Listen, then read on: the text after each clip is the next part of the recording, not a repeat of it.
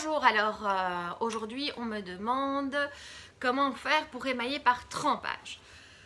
C'est une très vaste question et c'est très compliqué de vous expliquer ça verbalement, donc je vais essayer d'être concise et précise. À l'atelier, comment est-ce qu'on fait pour protéger?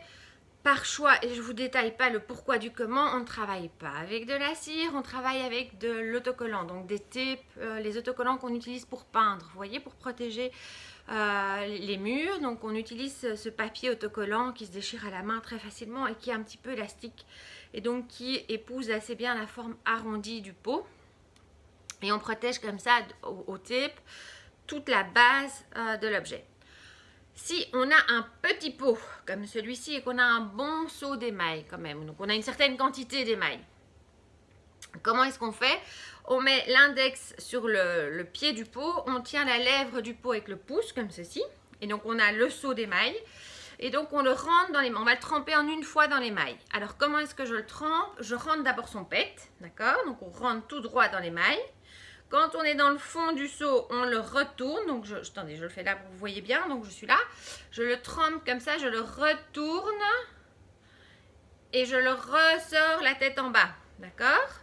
Il sort comme ça, je le laisse un petit peu égoutter.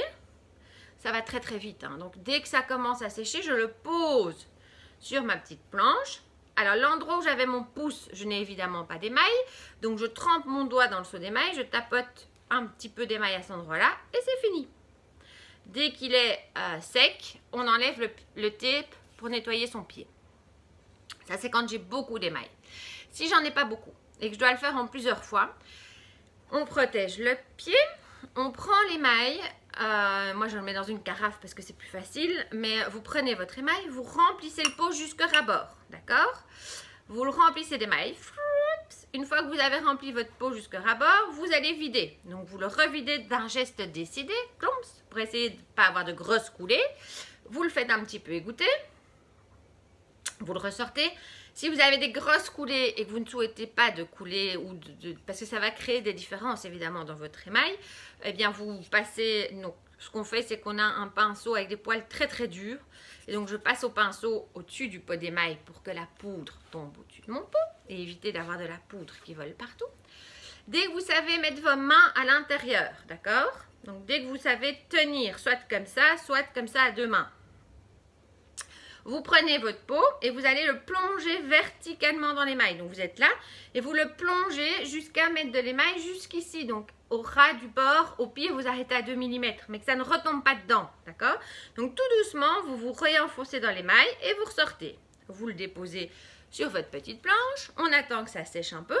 On mélange bien l'émail, hein, parce qu'entre les étapes, ça retombe. Hein, donc, on remélange bien.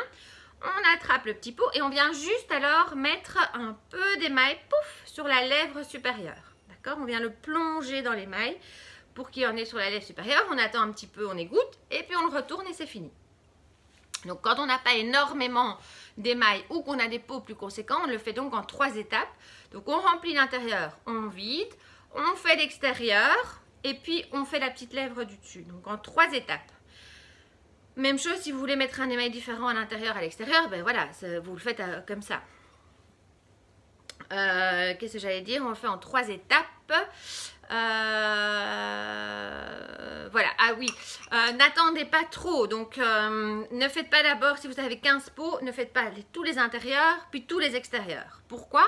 Parce que entre-temps, comme le principe de l'émaillage, c'est que la terre étant poreuse, elle va absorber l'humidité qu'il y a dans votre émail. L'humidité, en fait, va arriver sur la paroi extérieure et quand vous allez plonger, l'émail ne va plus adhérer. Donc, vous faites l'intérieur. En fait, moi, je travaille avec toujours 2 pots en parallèle. Donc, je fais l'intérieur de l'un.